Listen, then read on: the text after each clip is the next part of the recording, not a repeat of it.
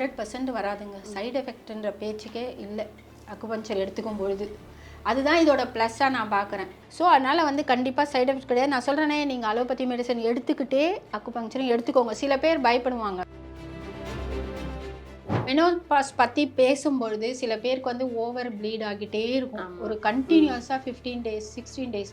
அப்போ அவங்க வந்து அலோபதி டாக்டர் சரி, அவங்க ஏஜ் ஒரு 47 வச்சுக்கோங்களேன், நீங்கள் வந்து ரிமூவ் பண்ணிவிடுங்க யூட்ரஸ், எதுக்கு தேவையில்லை, அவ்வளோதான், குழந்தை குட்டியெல்லாம் இருக்குது அப்படின்னு கூட சொல்கிறோம். அதை கேள்விப்படுறோம். ஆனால் உணவு எடுத்துக்கணும் அப்படின்னும் போது முக்கியமாக நான் சொல்கிறேன், இது வந்து பெண்களுக்குன்னு சொல்ல முடியாது, எல்லாருக்குமே. நம்மளோட காலை உணவு பிரேக்ஃபாஸ்ட் அது வந்து எத்தனை பேர் வந்து எந்த டைமில் எடுப்பாங்கன்னு தெரியல. ஆனால் நாங்கள் வந்து என்ன சொல்கிறோம் அப்படின்னா, எல்லாருக்கும் இருக்கும். நிஜமாக நீங்கள் கேட்டு பாருங்களேன், ஃபேட்டி லிவர் கண்டிப்பாக இருக்கும். ஏன்னா லிவர் இப்போ சொன்னேன் இல்லையா, யாராலனா கண்ணால் தான். இப்போ கண்ணுக்கு நம்ம எவ்வளோ தூரம் நம்ம தூங்காமல் நம்ம பண்ணிட்டு இருக்கோமோ, அப்போ யார் அஃபெக்ட் பண்ணுவா? இப்போ பெண்கள் வந்து அந்த மாதிரி டைமில் இப்போ அக்குபஞ்சர் ட்ரீட்மெண்ட் எடுத்துக்கிறாங்க, ஓகே. பட் இதனால் சைடு எஃபெக்ட் ஏதாவது வர்றதுக்கான வாய்ப்புகள் இருக்கா? 100% வராதுங்க. சைடு எஃபெக்ட்ன்ற பேச்சுக்கே இல்லை அக்குபஞ்சர் எடுத்துக்கும் பொழுது. அதுதான் இதோட ப்ளஸ்ஸாக நான் பார்க்குறேன். ஸோ அதனால் வந்து கண்டிப்பாக சைடு எஃபெக்ட் கிடையாது. நான் சொல்கிறேனே, நீங்கள் அலோபதி மெடிசன் எடுத்துக்கிட்டே அக்குபஞ்சரும் எடுத்துக்கோங்க. சில பேர் பயப்படுவாங்க, விட மாட்டாங்க. நான் வந்துட்டு இப்போ ஒரு ஃபார் எக்ஸாம்பிள் டயபெட்டிஸ் பேஷண்ட்டோ இல்லை பிபி பேஷண்ட்டோ வராங்க அப்படின்போது அவங்களுக்கு வந்து எப்போவுமே அப்ரப்டாக விட வைக்கவே மாட்டோம்.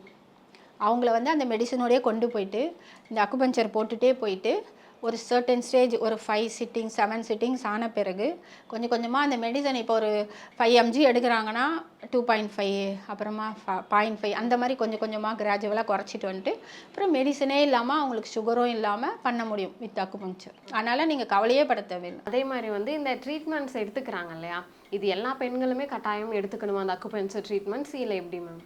இல்லை, கட்டாயமாக எடுத்துக்கணுன்ட்டு அவசியம் இல்லை. அதான் நான் சொல்கிறேன்ல, இப்போ வந்து நிறைய பேர் வந்து நல்லா சாப்பிடுவாங்க. எப்போவுமே வந்து ஒரு கான்ஷியஸ் இருக்கும், ஹெல்த் கான்ஷியஸ். நான் வந்துட்டு ஒரு ஸ்டேஜ்லேயும் நான் இப்போ சொன்ன மாதிரி எல்லா அம்மாவுமே வந்துட்டு இந்த மாதிரி தியாகிகளாக இருக்கவே மாட்டாங்க எனக்கு தெரிஞ்சு. சில பேர் வந்துட்டு ஃபஸ்ட்டு ப்ரிஃபரன்ஸ் எடுப்பாங்க. காலையில் ஜூஸ் குடிக்கிறது, ஃப்ரூட்ஸ் சாப்பிட்றது, நட்ஸ் சாப்பிட்றது, பார்த்து எவ்ரி 6 months வந்து பிளட் டெஸ்ட் பண்ணுறது, எதெல்லாம் நம்மளுக்கு வந்து இருக்கோ எல்லாத்தையும் சரி பண்ணுறதுக்குன்ட்டு ஒரு சர்டன் பீரியட் போயிட்டே இருப்பாங்க பார்த்தீங்களா.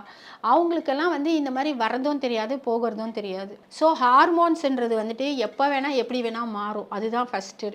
அப்போது நான் வந்து ரொம்ப வந்து ஒரு கவலையில் இருக்கேன், சோகத்தில் இருக்கணும் போது கண்டிப்பாக ஹார்மோன் இம்பேலன்ஸாக தான் ஆகும். ஆனால் நான் வந்து கொஞ்சம் நல்லா சந்தோஷமாக இருக்கேன், என் உடம்ப நல்லா பார்த்துக்கிறேன் அப்படின்னும் போது சில பேருக்கு அது வரதும் தெரியாது, போகிறதும் தெரியாது. அதனால் நான் இப்போ சொல்கிற மாதிரி இப்போ அந்த ஒரு ஸ்டேஜ் ஃபஸ்ட்டு வந்து பீரியட்ஸில் தெரிஞ்சிடும். பீரியட்ஸ் வந்து இர்ரெகுலராக ஆகும், அப்பயே தெரிஞ்சுப்பாங்க. அதே மாதிரி ரொம்ப ஓவர் ப்ளீட் ஆகும், இல்லை ஒரு 3 மாதத்துக்கு பீரியட்ஸே வராமல் இருக்கும்.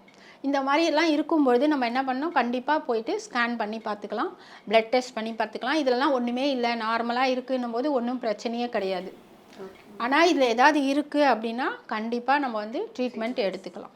அதே மாதிரி இப்போ நான் அந்த ட்ரீட்மெண்ட் எடுத்துக்கிறேன் அப்படின்னா எவ்வளோ நாளில் வந்து எனக்கு ரிசல்ட்ஸ் இருக்கும்?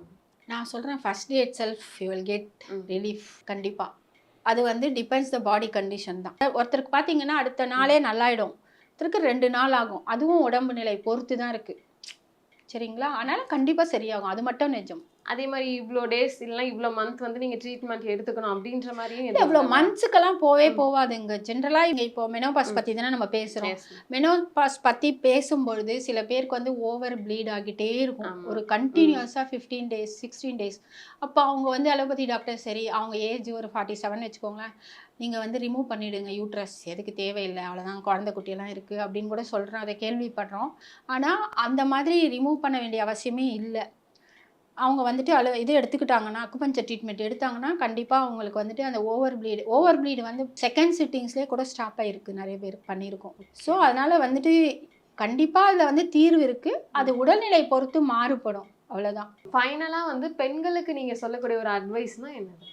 பெண்களுக்கு வந்து நான் சொல்லக்கூடிய அட்வைஸ் அப்படின்னா, கண்டிப்பாக நீங்கள் வந்துட்டு ஆரோக்கியமான உணவு ஃபஸ்ட்டு எடுக்கணும். ஆரோக்கியமான உணவு, ஆரோக்கியமான தூக்கம் கண்டிப்பாக தேவை. உணவு எடுத்துக்கணும் அப்படின்னும் போது முக்கியமாக நான் சொல்கிறேன், இது வந்து பெண்களுக்குன்னு சொல்ல முடியாது, எல்லாருக்குமே. நம்மளோட காலை உணவு பிரேக்ஃபாஸ்ட் அது வந்து எத்தனை பேர் வந்து எந்த டைமில் எடுப்பாங்கன்னு தெரியல. ஆனால் நாங்கள் வந்து என்ன சொல்கிறோம் அப்படின்னா 7 to 9 மார்னிங் 7லேருந்து 9க்குள்ளே தான் நம்மளோட பிரேக்ஃபாஸ்ட் சாப்பிடக்கூடிய டைம் அப்படின்ட்டு டிசிஎம்ல சொல்கிறாங்க சைனீஸ்.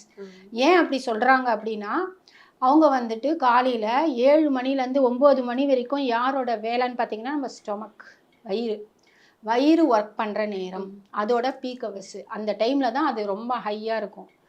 அப்போது நம்ம வந்து சாப்பாடை போட்டோம் அப்படின்னா அது கிரைண்ட் பண்ணி அடுத்தது ஸ்மால் இன்டெஸ்டைன் தள்ளிட்டு அது ஃப்ரீ ஆகிடும். ஆனால் நான் சாப்பிடலை. நான் என்ன பண்ணுறேன், 7லேருந்து 9 வரைக்கும் நான் சாப்பிடாமே இருக்கேன். 9:30 மணிக்கு நான் வந்து ஒரு அமுதத்தையோ இல்லை ஏதோ எவ்வளோ ஒரு நல்ல உணவு எடுத்து நான் சாப்பிட்றேன். 9:30க்கு வயிற்றில் போடுறேன், அது வயிற்றுக்குள்ளே போகுது. அப்போ இதோட டைம் முடிஞ்சிச்சு, அது ஒர்க் பண்ண. அப்போ அது வந்து ஸ்லக்கிஷ் ஆகிடும், அமைதியாக சோம்பலாக உட்காந்துருக்கும். அப்போ நான் போட்டாலும் அந்த ஃபுட்டு என்ன ஆகும்னா கிரைண்ட் பண்ணாது. அப்போ என்ன ஆகும், வயிற்றுலேயே ஸ்டே ஆகிடும்ல. இப்போ வயிற்றுலேயே இருக்கும்போது என்ன பண்ணோம், புளிச்சு போயிடும். அது எந்த மாதிரி காஸ்ட்லியான உணவாக இருந்தாலும் சரி புளிச்சு போயிடும். புளிச்சு போயிட்டு கேஸாக மாறிடும். அப்போ கெட்ட கேஸாக தான் அது மாற முடியும். அப்போது அது மாறிட்டு பாடியில் எங்கெல்லாம் இடம் இருக்கோ அங்கெல்லாம் போய் ஸ்டே ஆகிடும். அப்போது ஒரு நோய் எங்கேருந்து வருதுன்னா வயிற்றுலேருந்து தான் வருது. இப்போது வயிறு யாருக்கெல்லாம் ஆரோக்கியமாக இருக்கோ அவங்க ஆரோக்கியமாக வியாதியே இல்லாமல் நீண்ட நாள் வாழலான்னு பெரியவங்க கூட சொல்லுவாங்க. பேஸ்மெண்ட்டே ஸ்டொமக்கு தான். இப்போ ஒரு செடி போடுறதுக்கு எப்படி ஒரு நிலம் வந்து நல்ல நிலமா இருக்கணும்ல, எந்த நிலத்துல வேணால் போட்டால் வளர்ந்துடாது. எந்த நிலத்துல நல்லா இருக்கோ எனர்ஜி அதில் போட்டால் தான் வரும். அப்போது அதே மாதிரி தான் வயிறு. இப்போ நம்ம வயிறை மட்டும் ஒன்று ரொம்ப சிம்பிள் தான். நான் யோசிச்சு பாருங்கள், 8 மணிக்கு சாப்பிட முடியாதா? சாப்பிடலாம். நிறைய பேர் சொல்லுவாங்க பேஷண்ட்டு, நான் 8 மணிக்கு தான் எந்திரிப்பேன் அப்படின்றாங்க. நான் சொல்கிறேன், நீங்கள் 8 மணிக்கு எந்திரிக்கிறீங்கன்னு சொல்கிறீங்க, நீங்கள் அந்த 7 மணிக்கு எதையோ ஒன்று சாப்பிடுங்கன்னு தான் நான் சொல்லுவேன். வேறு என்ன சொல்ல முடியாது. அந்த எக்ஸ்ட்ரீம் கூட நான் போயிருக்கேன். எதையோ ஒன்று நீங்கள் பிரேக்ஃபாஸ்ட்டாக சாப்பிட்டுடுங்க, அந்த 9 மணிக்கு சாப்பிடாதீங்கன்றது தான் என்னோட கருத்து. அப்போ நீங்கள் எது கிடைக்குதோ, ஒரு பழம் கிடைக்குது, இல்லை ஏதோ ஒரு தேங்காய் கிடைக்குது, ஏதோ ஒன்று பிரேக்ஃபாஸ்ட் அப்படின்ற பேரில் ஒரு முட்டையை வேக வச்சு கூட சாப்பிட்டுலாம். அப்போ 8 மணிக்கு உங்களுக்கு பிரேக்ஃபாஸ்ட் முடிஞ்சிடுச்சுன்னா வியாதி நிஜமாக பாதி வியாதி போயிடும். எஸ்பெஷலி சுகர், டயபிட்டிஸ் இருக்கவங்க கண்டிப்பாக நீங்கள் 8 மணிக்கு சாப்பிட சொல்லுங்கள் அவங்கள, இல்லை 7:30 கூட சாப்பிட சொல்லுங்கள். அடுத்து ஒரு மாதத்தில் அவங்கள ரீட் பண்ணி பாருங்கள், கண்டிப்பாக குறைஞ்சிரும் மெடிசனே இல்லாமல்.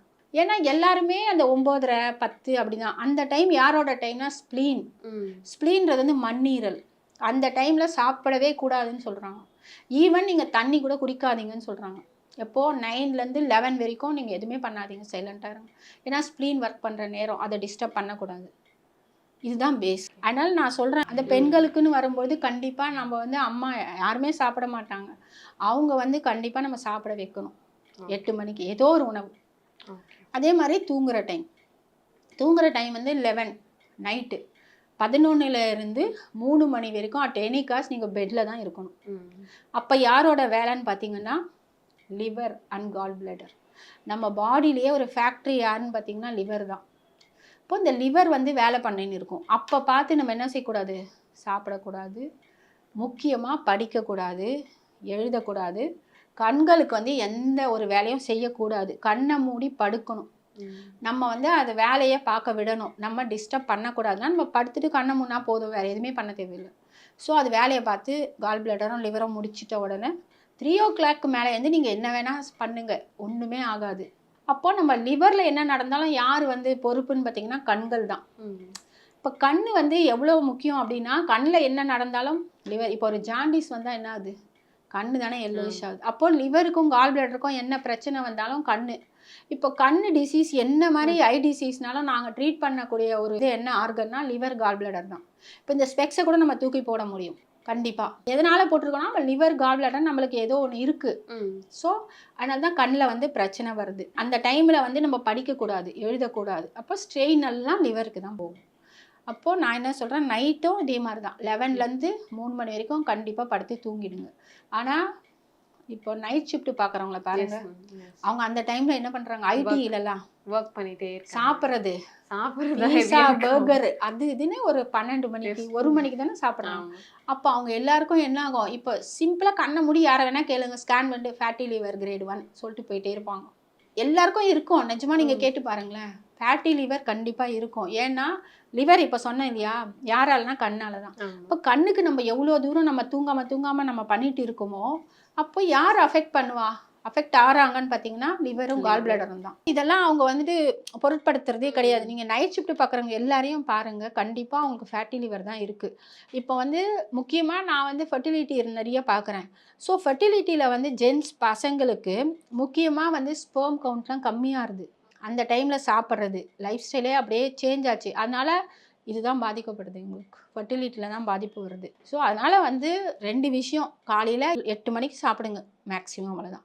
அதே மாதிரி நைட்டு 11 மணிக்கு படுத்து எழுந்திரிச்சிடுங்க. இது 2 பண்ணாலே பாதி வியாதி போயிடும். இதையும் தாண்டி வரும்பொழுது அக்குபஞ்சர் உங்களுக்காக ஹெல்ப் பண்ண காத்துட்ருக்கு. நிறைய விஷயங்கள் எங்க கூட ஷேர் பண்ணதுக்கு ரொம்ப நன்றி. ரொம்ப தேங்க்ஸ்.